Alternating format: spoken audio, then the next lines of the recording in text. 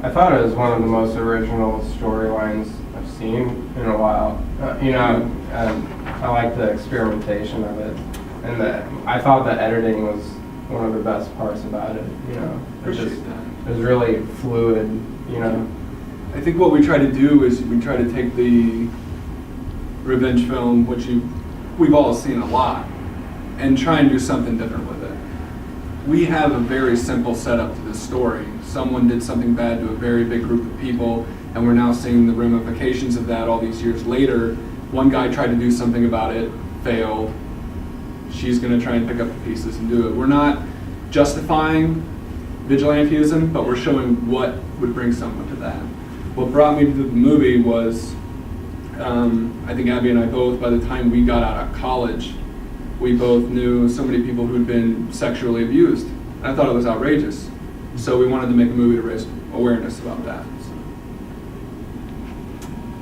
That's how Husk came about. Sure. I really like the really tight shot style of it. I mean, obviously it's something deep and dark and it's very personal. Mm-hmm. And I think the cinematography, the way you approached that, really reflected it in a great way. And just as with the other film, short film is, everyone thinks that, wow, it's short. Well, you don't have to make a feature film.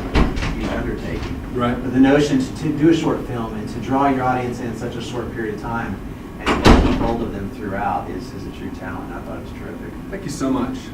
It was a decision of ours to shoot it on SD, to make it look a little less than what the standard of a student or independent film is now. We wanted it to stand out. We wanted it to be gritty. We wanted it to, in some ways, we wanted it to be visually attractive, but at the same time be primitive. And I think we got close. What cameras did you use on it? I used a Canon XL2, and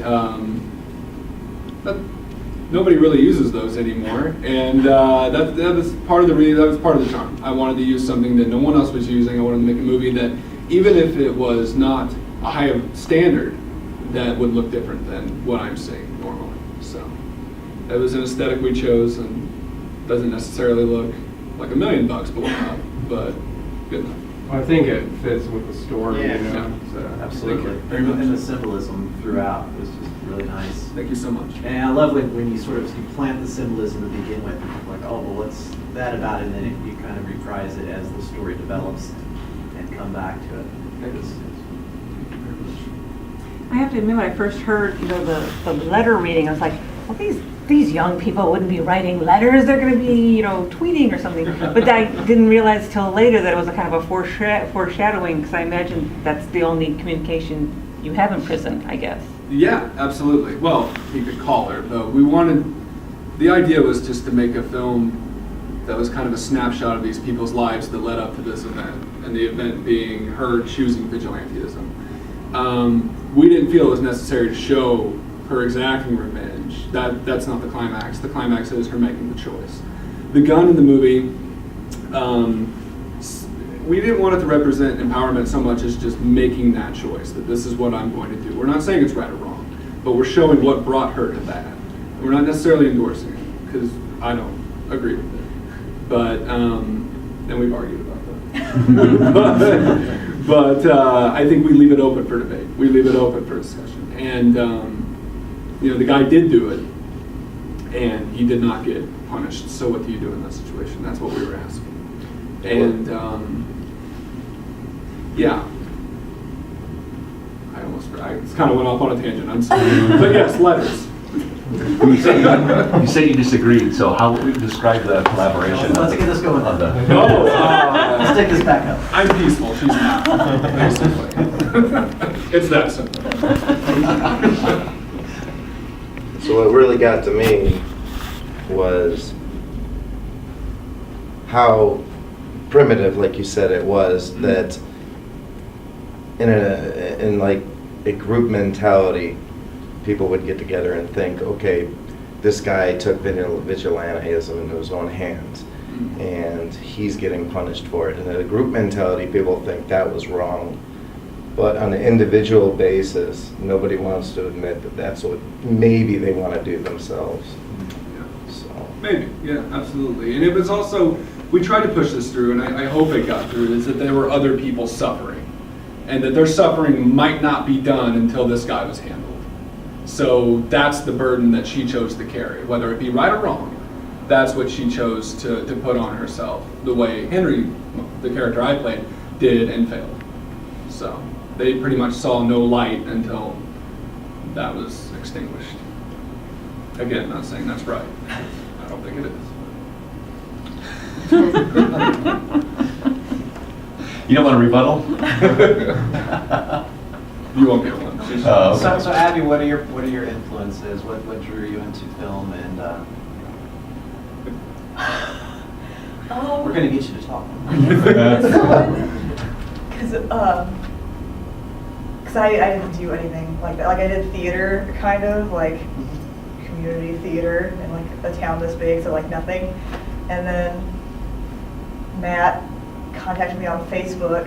You don't have to go there. And was like, I'm doing a movie. You want to do a movie? And I was like, oh, sure. And then everybody's like, he's gonna be a scary internet murderer. And then we did like a short film that we both don't like to talk about. Yeah. And then started making movies. So.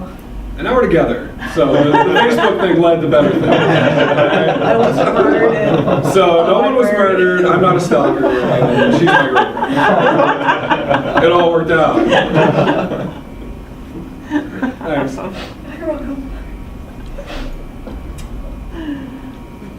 Well, I'd just like to compliment the cinematography again. How you made like the cornfields beautiful and somehow disturbing and stuff too. You know? Appreciate that. I appreciate that very much. What'd you use for blood? What did I use for blood? Oh man, that Walmart special. That bottle of blood. It's never done me wrong. Tube. It was like a tube this big. Was it the tube? Yeah, because Yeah. it was like that package you buy, and it's like vampire kit. It has like 3 blood capsules in And we it. just like, squeezed a it out tube. on your shoe, yeah. And that's another thing. I mean, not only the execution of the film being very primitive, or the final product, but the execution of it was too. It was me, my girlfriend, and the camera, and maybe one other dude. I'm big on natural lighting. I'm big on making it look real, and just something that you could jump into yourself. If it's too polished and too posh, I'm already disenfranchised, and I'm just out of it.